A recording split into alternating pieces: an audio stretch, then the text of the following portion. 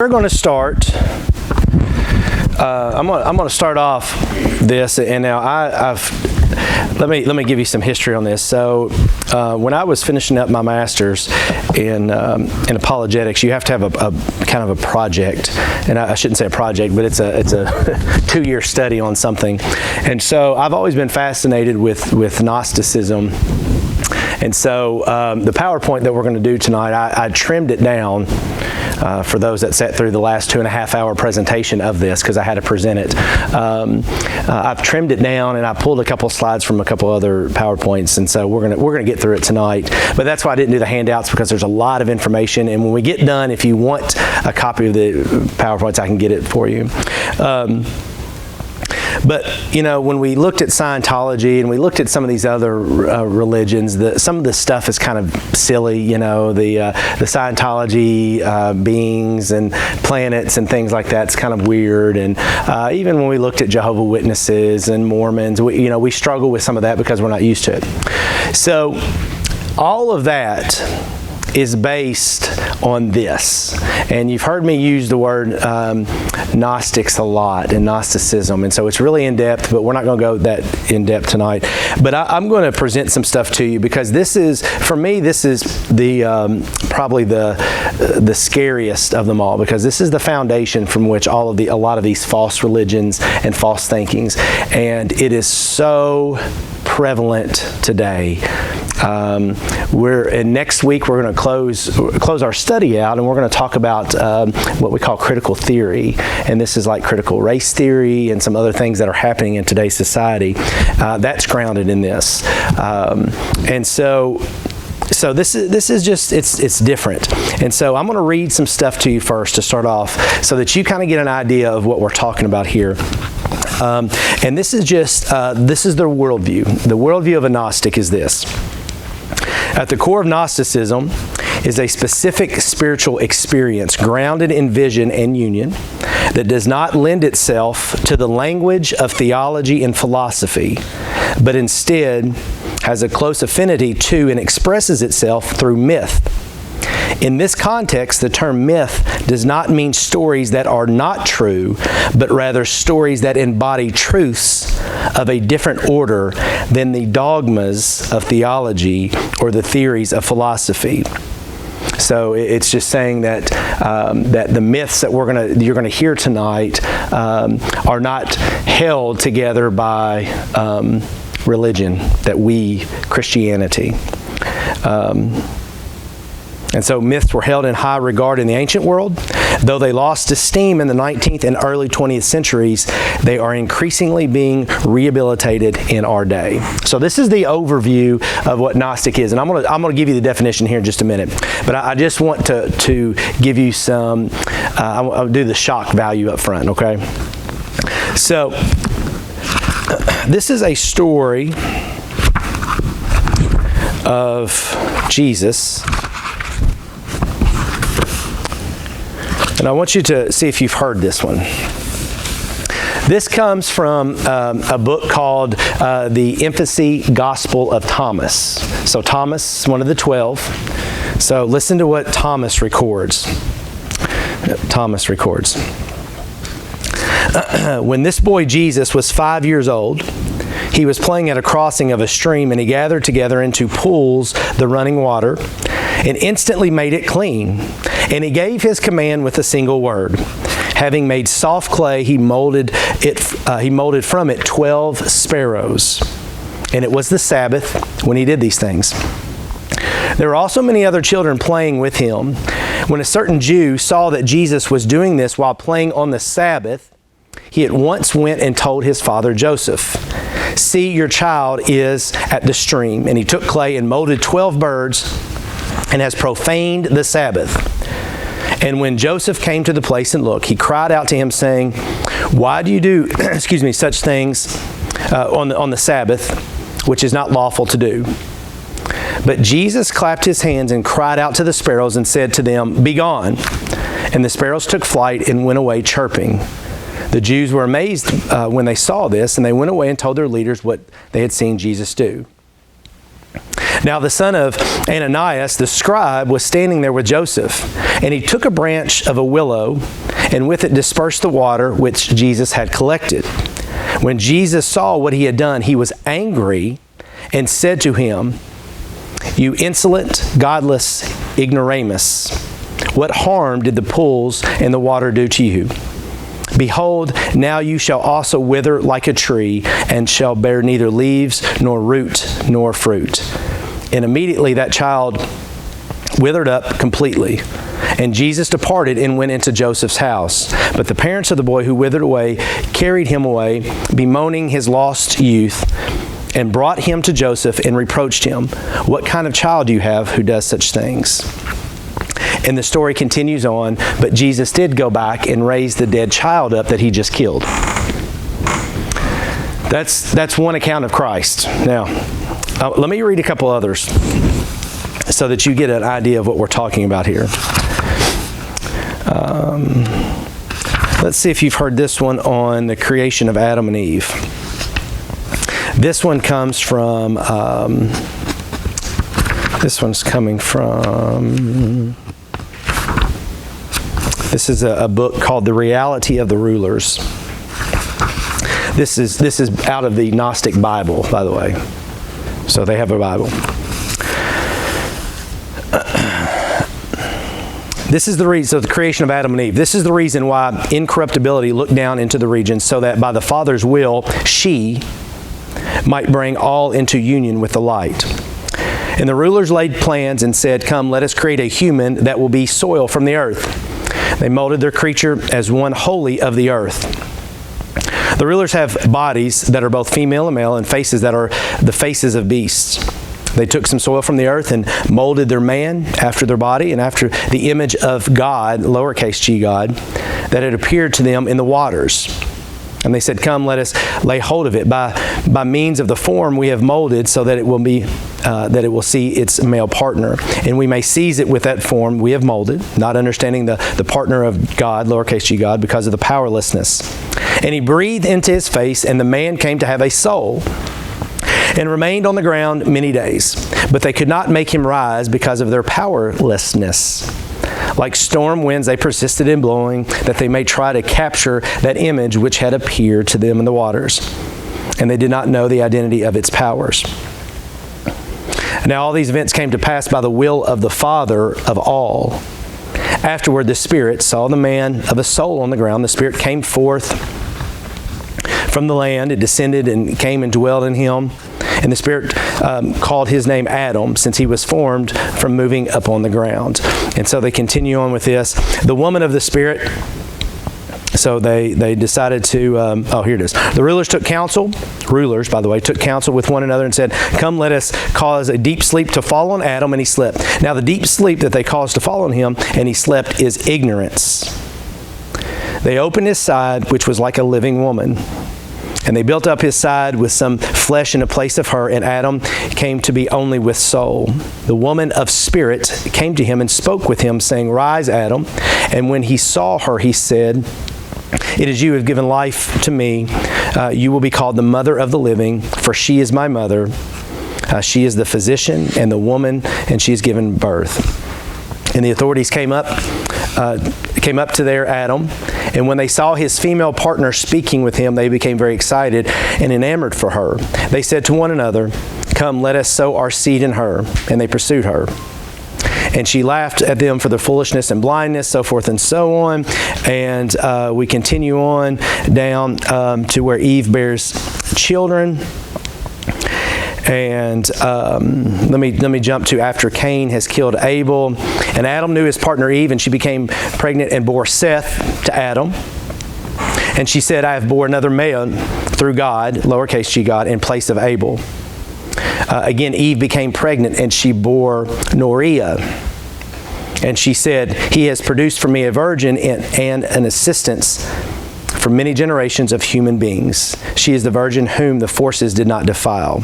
Then humankind began to multiply and improve. And we have all kinds of stories about Jesus, continued with Noah and everything. So enlightenment, This is a teaching from, this is my last one. This is from the Gospel of Philip. So we know Philip. Philip was the one with the eunuch in Acts. So listen to what Philip records. This is him recording what Jesus has said. Light and darkness, life, and death on the right and on the left. These are children. They are inseparably together, but the good are not good and the wicked not wicked. Life, not life, death, not death. Each element fades to an original source, but those who live above the world cannot fade. They are eternal. So he's talking about enlightenment there. And so this comes from the Gnostic gospel. Now,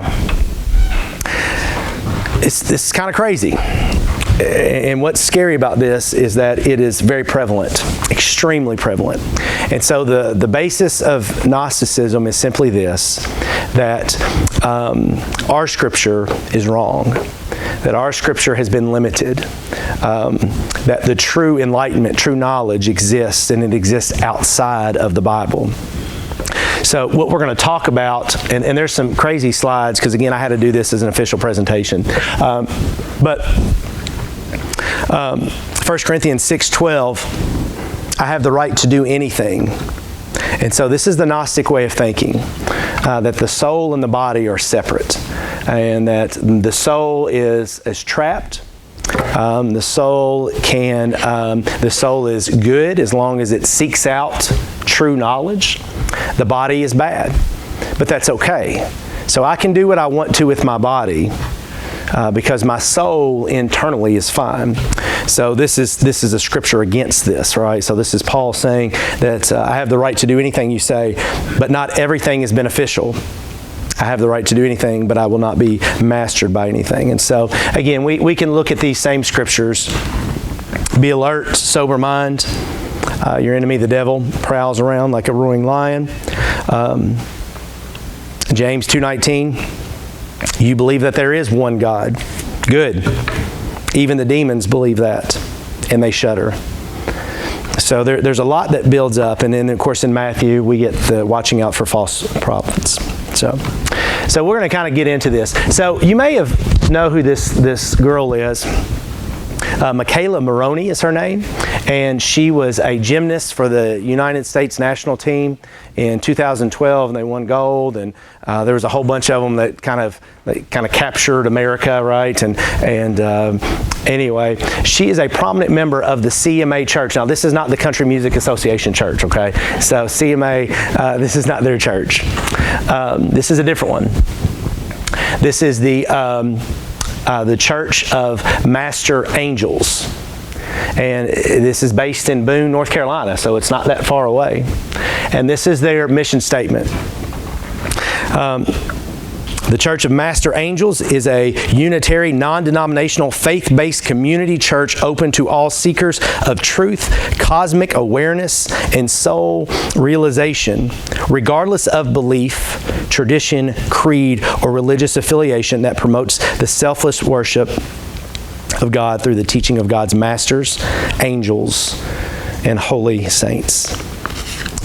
So, this is one of the things that Gnosticism prides itself on, is that it does not, and it encourages, like we just read, the dogma of religion. So we got to break religion traditions, right? We can't have these traditions. And so let's kind of get down to it. We got to dive into the obvious question. So Gnosticism. So a few weeks ago we looked at agnostics, right? And remember, agnostics, A in Greek is no or not. So gnosis is knowledge. So for agnostics, it means there's no knowledge, meaning that there may be something that exists. We just don't have the knowledge to understand it. There may be a God. We're open to listening to things. Remember, agnostics don't really like Christians in one sense, and they don't like atheists in one sense, because both the Christian is grounded in their thinking, the atheist is grounded in their thinking, and agnostics say, well, we can't really know what's true or what's not true. They're kind of the laid back, right? So gnosis or Gnostics are about knowledge. So they have figured out the secret knowledge. So they know what the answer is. So these are a group of people that know the answer. This is the oldest. This is all the way back to our churches in Revelation. This is what John was talking about. This is what Paul is fighting. So this is where this comes in. This idea of gnosis and knowledge. This is very big. So it emphasizes secret knowledge and secret rituals. This is what this talks about. And salvation consists of experiencing and understanding their secrets. Now, if I would have kept reading in the Gospel of Judas, you would have heard that the other 11 disciples never picked up on this. They couldn't get it. But Judas did get it. And so as you continue on about Gnostic belief, Judas was asked by Christ, the only way that you're going to get this secret knowledge, the way that you're going to be enlightened, the way that you won't die forever like the other 11, is to take your life. So that comes from the Gospel of Judas. So we kind of get into that a little bit. So first things first, there's a heresy that's taking place, right? And so heresy is just a conscious choice on an individual to reject orthodoxy, right? It's to reject what we believe. And we choose to separate ourselves from the church as defined by tradition. So again, kind of going back to what we just said, that one thing that Gnostics will do is, just like we saw that CMA church, they don't want people that claim to be this. They want free thinkers. You come to this church, you don't have to be, you're not a Baptist anymore. You're not a Methodist anymore. You're not restrained by these parameters. You're free to think. We encourage free thinking. So this is a big part of that. Teachings are heretical if they reject explicit orthodoxy and directly or by extension. And heresy is committed when a Christian holds a heretical belief and knowingly resists the teaching of the church and forms a separate body. So this is heresy. So it's committed by believers, it can be intentional, and it's evident in these separate bodies. So we get this rejection of the Trinity, right? The Unitarian Universalists, that is a big movement that's taking place right now. The adoption of Christ. So we've talked about the Mormons and the Jehovah's Witnesses, right? They've adopted Christ in a way that they can manipulate. Blurring of the Creator and creation. This is Scientology.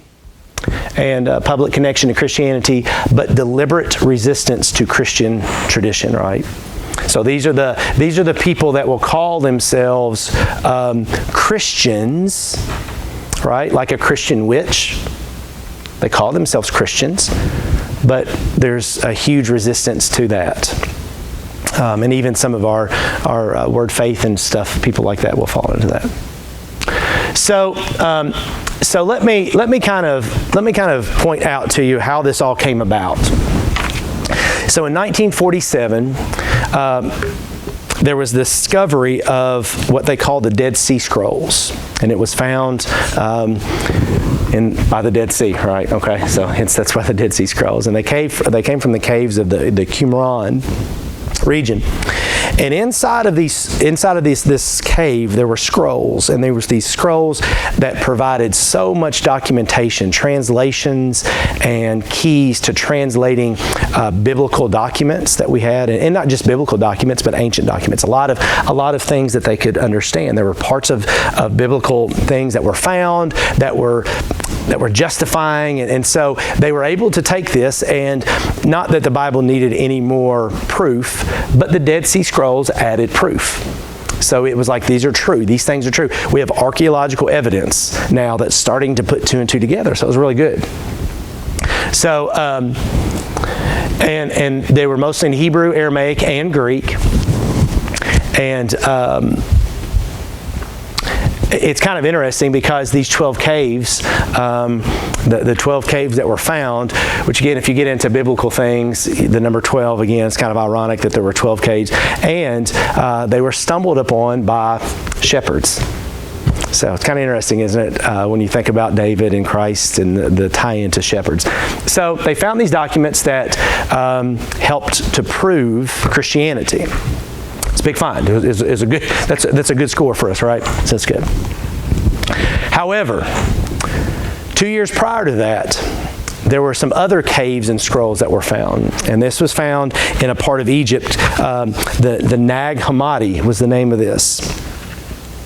And this was found in 1945. And so this was a collection of scrolls that had stuff like the Gospel of Thomas and the Gospel of Judas, the scrolls of Adam and Eve,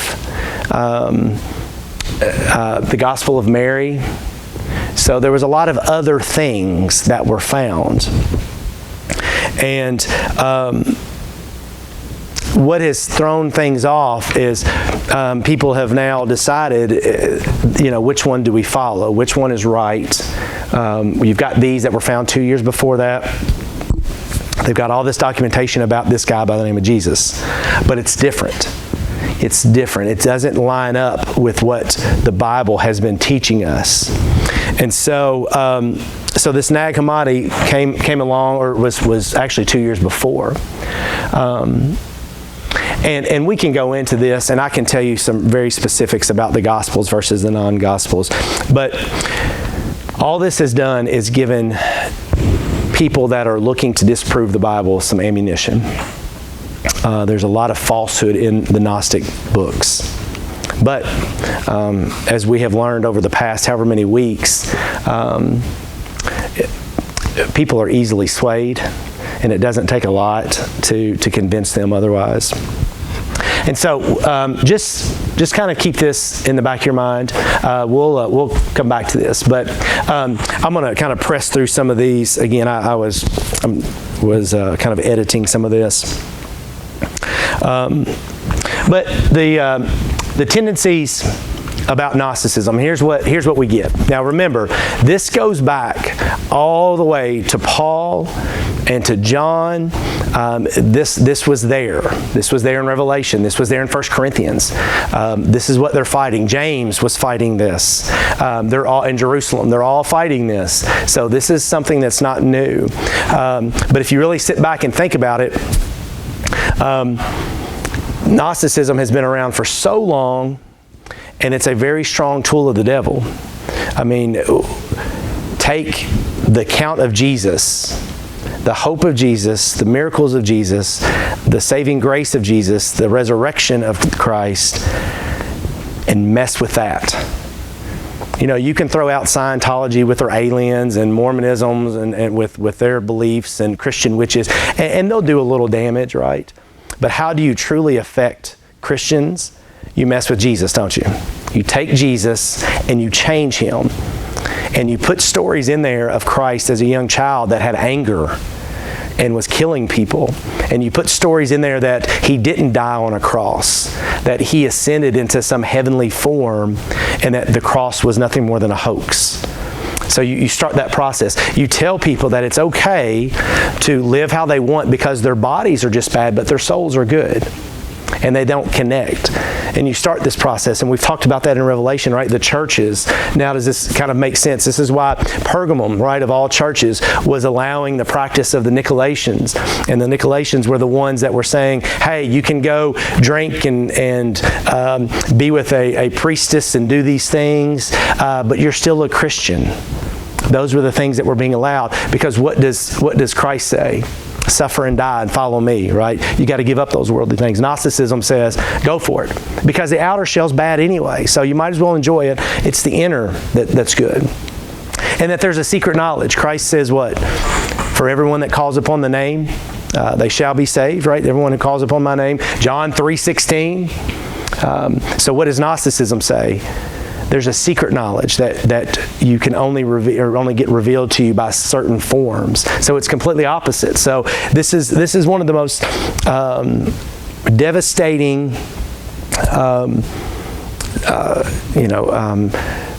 hits to Christianity is if you take Jesus, our focus, and you start twisting it, right? You twist his words. You twist the resurrection. You twist these things. that's how we can keep Christians off guard since 60 AD to 2021. So the other religions will pop up, right? We'll have the CMAs and Scientologists and all these things pop up, but the central theme is all about Gnosticism. It's the same thing for centuries and centuries and centuries. Just open it up a little bit, change it. And so what we see here, instead of one position, it's a philosophical mood, and it was brought up by intellectual elites, and it still is. You don't see very many true Gnostics anymore, and the ones that you do find are very academically smart. They're kind of like atheists in a sense. So a guy that is a prominent Gnostic, his name is Bart Ehrman, and what's sad about this is, and I've listened to some of his debates. He's been to New Orleans and debated some of the professors in New Orleans. What's sad and scary about this, he is the head of the religion and philosophy department at the University of North Carolina.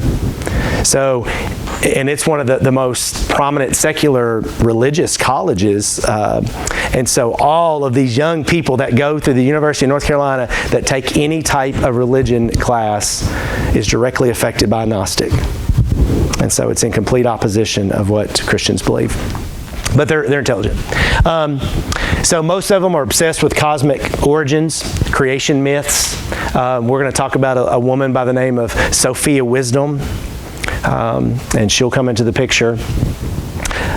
There is intense dualism. That's the difference between the body is one thing and the spirit is something different. So this is what we call dualism. This was disproven, the Nicene Creed is when it was disproven. So back in the 100s.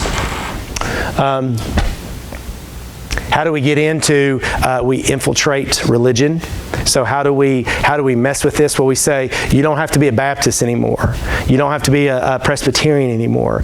You're freed from those dogma traditions. You just need to come as you are, right, and accept these things.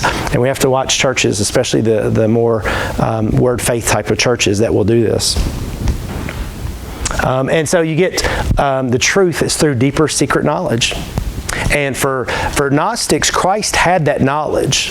Christ was the messenger. He's called the messenger, meaning that he had the message. But if you read our Bible, you're not getting the message. You have to read this Bible, if you want to call it a Bible. You have to read this book to get the secret. So how do I get to this higher plane? Well, it's in this book, not ours.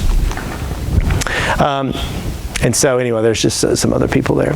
And so why is this, again, this is important because we as Christians need to continue to educate ourselves because this is an ever-changing world. And I apologize. Somebody I was speaking with Sunday, we were talking about this, that evil has been out there. I mean, evil's been since chapter 3 of Genesis, right? Evil has been present.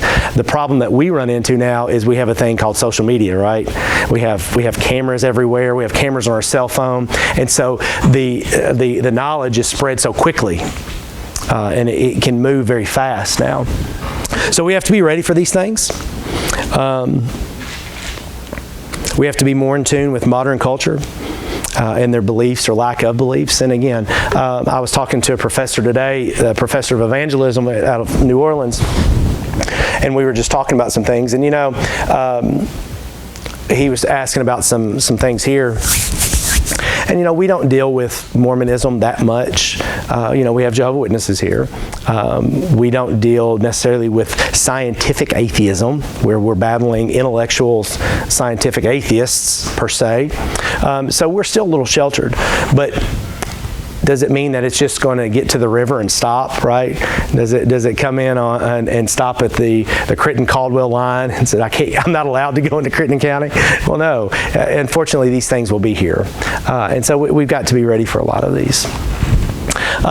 We as Christians, we need to continue to look at the cross and look at our scriptures for truth, and to focus on the importance of the life, the death, the resurrection of Jesus. That's what we've got to continually focus on, and God will take care of that.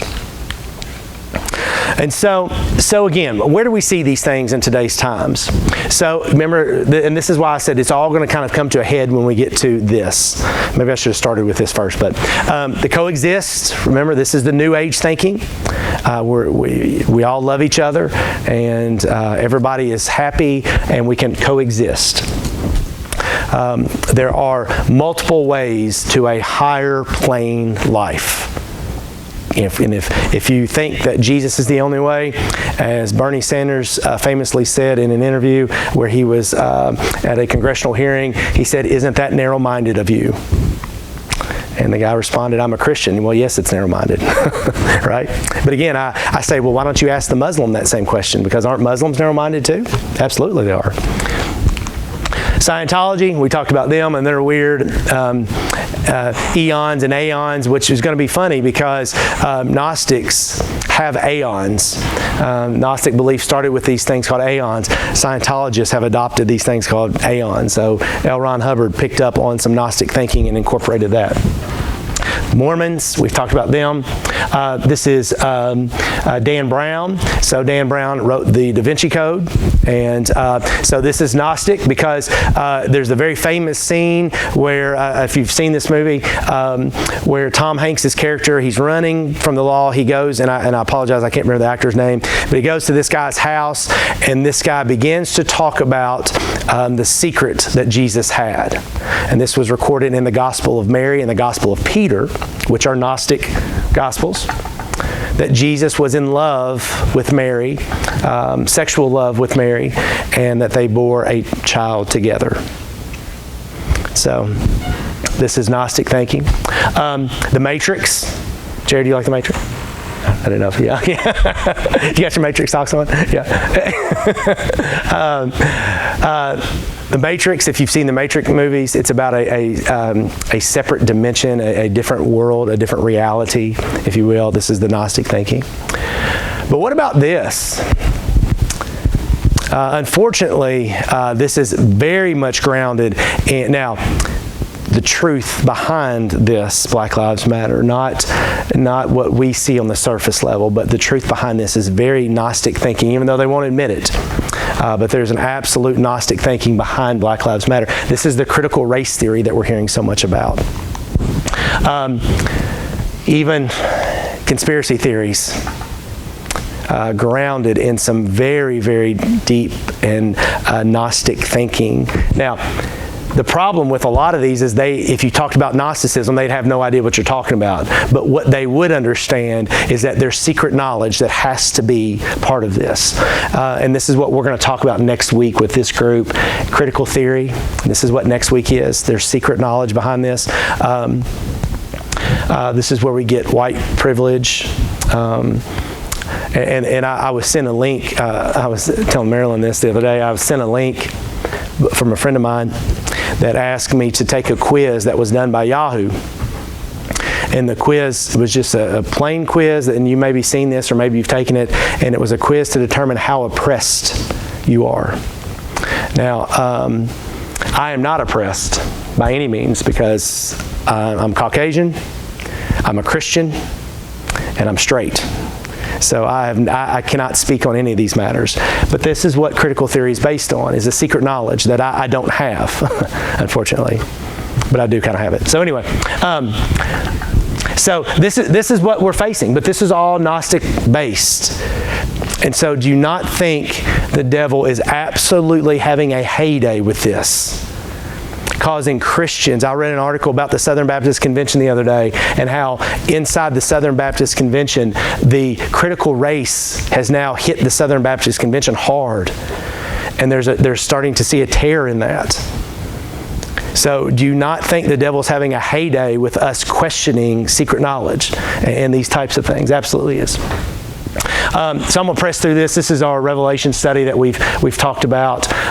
So we've covered this. And again, this just kind of gets down to some of the finer tuned things, and we're not too worried about that. So let me kind of press on through this. These are, by the way, these are all Gnostic pictures from different books and Gnostic websites. And so the thing about Gnosticism that's the underlining is this. When we have questions, there comes uncertainty, right? When we're curious about something, we're not sure about it. We start questioning things, right? And when uncertainty comes, Gnostic ideologies start plugging in. And so again, this is just, this is a little bit about Christ that was and is not God. He is what they call an aeon or an eon. This is the same thing in Scientology. So he is not God, he was not God, and he was the messenger of the secret knowledge. So Judas was able to get the secret knowledge. The other 11 were not. And then even in the Gospel of Judas, Jesus tells Judas that the other 11 are going to be jealous of you. The other 11 are going to put you down, and you will get replaced. And basically he said you'll get replaced by two people. So probably Stephen and, or not Stephen, but who'd they vote on? Paul, or not Paul, but Paul was one that we're replacing because Judas will eventually be the 13th one, and 13 is magical. Matthias, yes? Yes, thank you. Okay, sorry, I had a brain fart there. Yes, thank you. Yeah, you could have hollered that a little earlier. So, Jesus tells Judas that he will be number 13, meaning that he's going to get replaced by Matthias, and Paul will come onto the scene. But the number 13 is going to be good for him because that's the secret spot. So the Gnostics, created world, salvation, life of the believer, this is where they kind of get into it. And again, and the problem with this is it's a variety of religious movements. And this is what makes it so tricky. And that's what we see today. Remember, if you ask a Jehovah's Witness if they're a Christian, they're absolutely going to say, yes, I'm a Christian. If you ask a Mormon, are you a Christian? They're going to say, yeah, I'm a Christian. Especially with Mormons, because right, they didn't change any of the King James Bible. It's the same. So yeah, they're Christians. I ask a Christian witch, do you consider yourself to be a Christian? Yes, I'm a Christian. And so it just goes on and on and on, right? We're all Christians. And so this is where Gnosticism really takes hold, is because it's a variety of this. And so you can be these types of things. You can be a Christian in a open theological church where there's Buddhists and there's Scientologists and all the jumble together. And so again, we talk about the cosmological dualism. I apologize, that's hard to see, but this is the good and evil. This is the battle of good and evil. And so what they make you think is this, that Christianity is told you that they're good and you're battling evil. What Gnostics will tell you is the secret knowledge that Jesus had, that's the true good. And Christianity, the Baptists and the Methodists and the Presbyterian, the Orthodoxy, that's the evil that we've got to fight. Those aren't the truth. That's what they will tell you. And so again, this is where they talk about it like Buddhism. And so monotheism and polytheism, so that you can have one God or multiple gods. Right? This is kind of what they go through. So I'm gonna kind of press through this one. This is about the created world, and basically it's just we get this idea that Gnostic thinking is that our God is a lesser God, and there is a God above ours that created stuff. And in the scrolls of Adam and Eve, there's a conversation between Adam and the God that formed him, and the God that formed him tells Adam that he will be stronger than him. So you get that. This is Sophia Wisdom. So she is extremely important in the whole picture of Gnostic thinking. She does a whole lot in this, and what she is the bringer of wisdom. So she's a god, and when you receive the revelation of truth, you will be working with Sophia Wisdom. She's the one that will. So this is in witchcraft, both Christian witchcraft and Wicca. This would be equated to forces of nature, those types of things, the wisdom that you gain from that. So we see like the Sophia Wisdom of Jesus Christ. When Jesus revealed the secrets, it was through her, right? So we as Christians say we speak through the power of the Holy Spirit. Gnostics will say you speak through this power. Salvation, again, with salvation, it's just life choices, a higher level of spiritual thinking, open-mindedness. That's how we get salvation. So let me kind of press through this. I will say this: Seth. They have Seth literature. Seth, the son of Adam and Eve after Abel was killed, is very important to this line of thinking. Seth also can be talked about the sons of God. Right? So there's Seth literature for this. So Seth is very important in their thinking.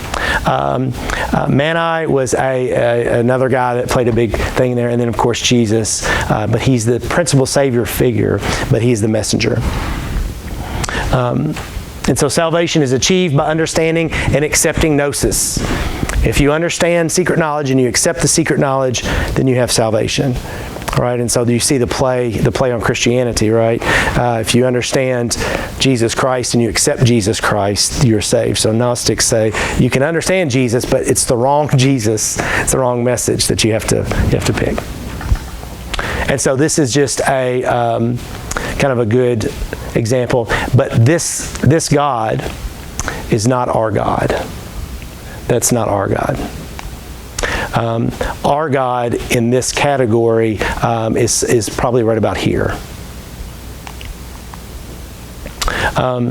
So anyway, there's a lot of different things on that. So let me kind of press through this, and we can let me get to the more now stuff. So here are the different books. So you can get the Nag Hammadi scriptures. These are books that you can buy and look at. What is very scary about this, and this is why you have to watch, so National Geographic and Smithsonian. So if you're standing, and I love to, like if you're standing at the checkout line, CVS has a lot of these. If you're at the grocery store, Walmart, whatever, and you start seeing Time magazine and National Geographic and these magazines, and they have things about Christ on there, right? Or you see these Christian things. You got to be very careful. These are mostly Gnostic people. The guy Bart Ehrman I was telling you about is wonderful about giving articles and stuff. So to National Geographic. So you have to the Judas Gospel. Right? This is the one that really threw everybody in a kink. This was Bart Ehrman had a lot to do with this. So when National Geographic published the Judas Gospel and talking about that Christ wasn't who we thought he was, that Christ had a bloodline and all of these things. But this is what, so when you're watching TV and you hear people talking about Jesus and stuff, you've got to pay attention to who's speaking. Very important. So these are just some of the Gospel of Thomas, the Gospel of Mary. That is Bart Ehrman right there. That is him. So here's this came from the National Geographic inside there. The Lost Gospel revealed that Jesus asked Judas to betray him. So it's kind of crazy, isn't it? But what is again the foundation for all of this, and what's so scary about this, is that this is what people branch off of, and this is what they use. And so they say, well, if that Jesus of the Bible is not real, and the Gnostic Bible says that you have to be enlightened and you have to know these things, so we're able to start branching off all of these false religions and say, well, this is just kind of the basis of this. And so again, this is just putting it all together. And so let me end on this slide here. So how do we guard against false teaching? We teach Christian tradition, and I don't want to say we teach Christian tradition in the sense that that we have to take the Lord's Supper at this time, and for Baptists we're biblically based business meetings at this time, right? That's not what we're talking about. We talk about tradition, meaning that Christ came to this world, He died for the sins of mankind. He was born of the Virgin. He took our place on the cross, and on the third day God raised Him to life. and that He's alive today in heaven, waiting to return and make all this, right? That's tradition that we talk about. We equip people with the right stuff, right? As a matter of fact, I'm in a class with a woman that writes for Lifeway, and I'm not saying Lifeway's bad, but we got to get to meat and potatoes sometimes. And Lifeway's good for certain things, but it's okay to challenge, right? It's okay to think deeper, and for a pastor to say, hey, we need to read more and look more and understand more and study more. We don't just need to sit back. Remember our Sunday night conversation? You want 10 people that are on 100% on fire for God, or would you rather have 100 people at 90%? Right? We don't want that. We want all at 100%. That's our goal. And so sometimes we have to challenge each other, and we have to dig deeper. We just don't want to take Lifeway's word for it, fold it up, and call it good. We got to get into it a little more. So we have to get into this a little bit more. We have to evangelize, and that's going to be hitting this church very soon. And so it's important to do these things. And so we've got to continue to love. We have to continue to watch out for celebrities, right? We have to watch out for social media influences of certain things. We're easily swayed by stuff. And again, I want to emphasize the love part of this at the end. You know, when you look at cults, they shun those that leave. And some of them are hard to leave. We got to continue to love, pray for, evangelize to, and continue to just share the gospel. So I went fairly fast on that. I'm gonna go fairly quick through it. Okay, so we're done. So let me stop there. We can go ahead and pause recording, and that was a lot to take.